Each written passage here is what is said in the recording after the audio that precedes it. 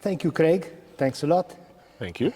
I'm curious about your creative process at different levels, working both on solo and band projects. And are there situations, conditions that are more fruitful? Is there a discipline to pursue your goals? I'm sure, let's see. Well, I think there's definitely a discipline,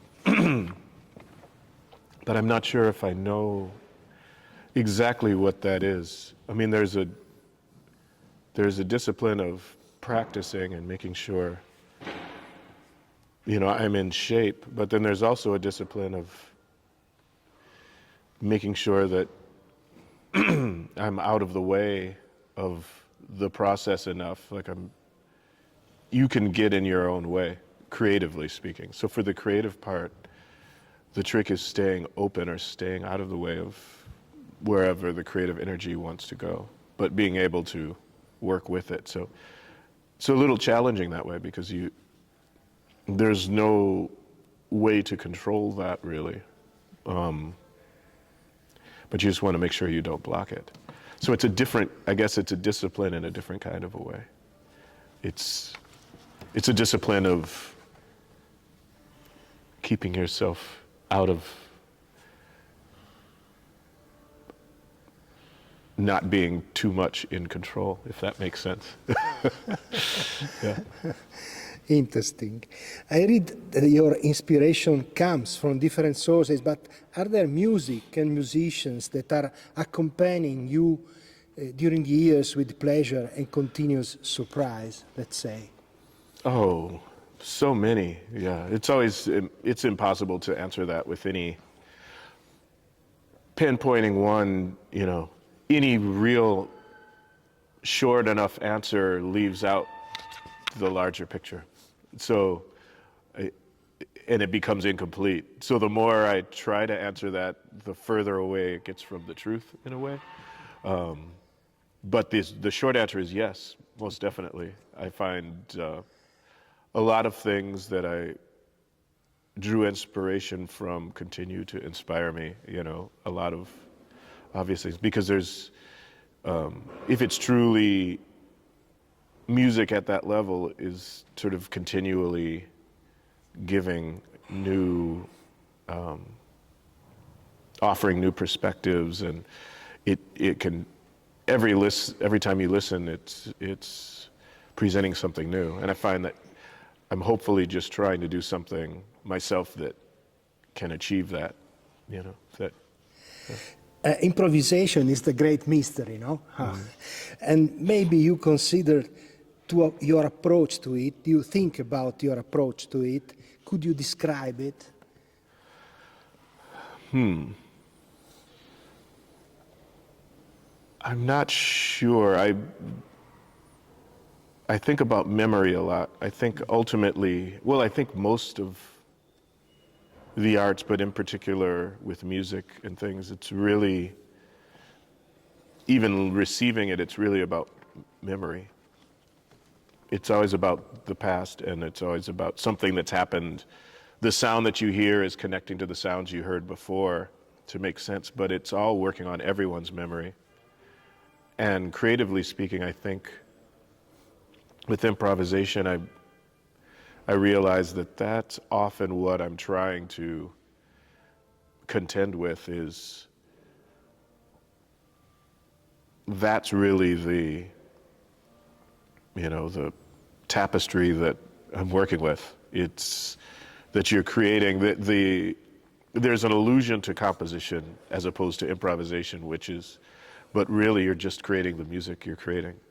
Otherwise it only exists when it makes sound, And so, but then that's always a process of capturing that. So in a way, for me, with the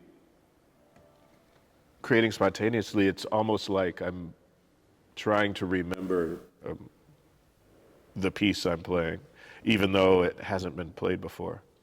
If that makes sense, it's strange, but I really think the more I've done it, the more I'm realizing it's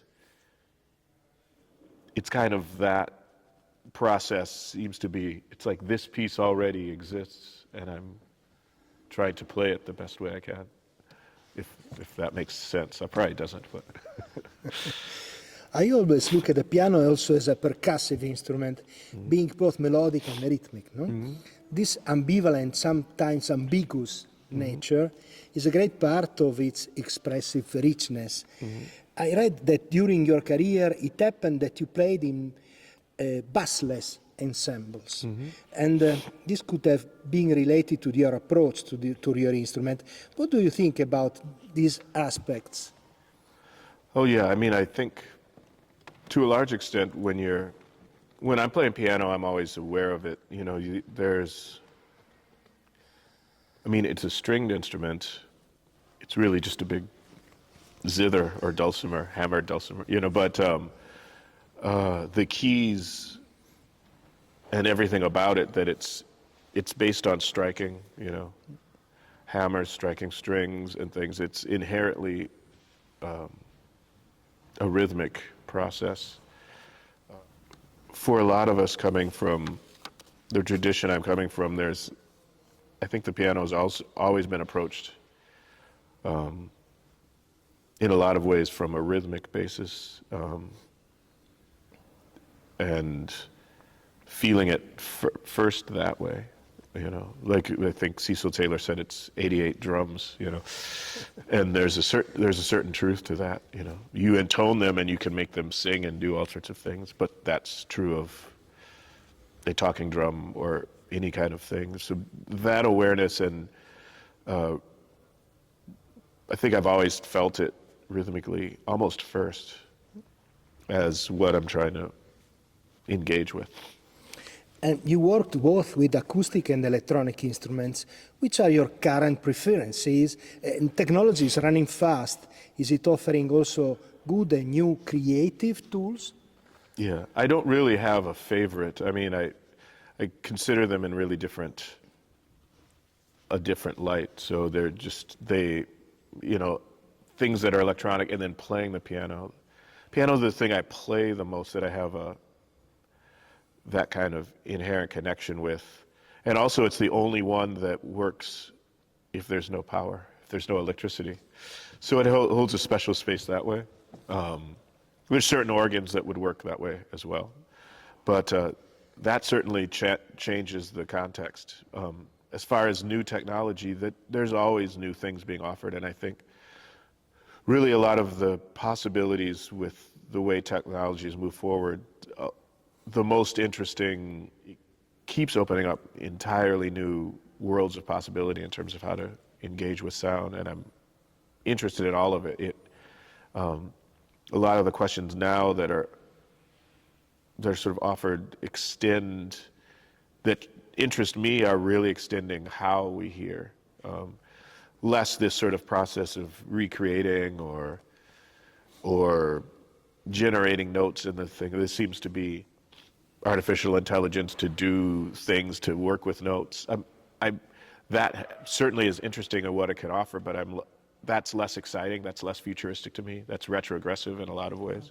Even though the mechanism is certainly futuristic, there's so much that can be done with sound in real time with the faster processing that's available now, that there's things that can really enhance or change how we're able to hear, and that kind of sound design, those kind of sound design things are really interesting to me. Thank you very much, Craig. Thanks a lot. Thank you very much.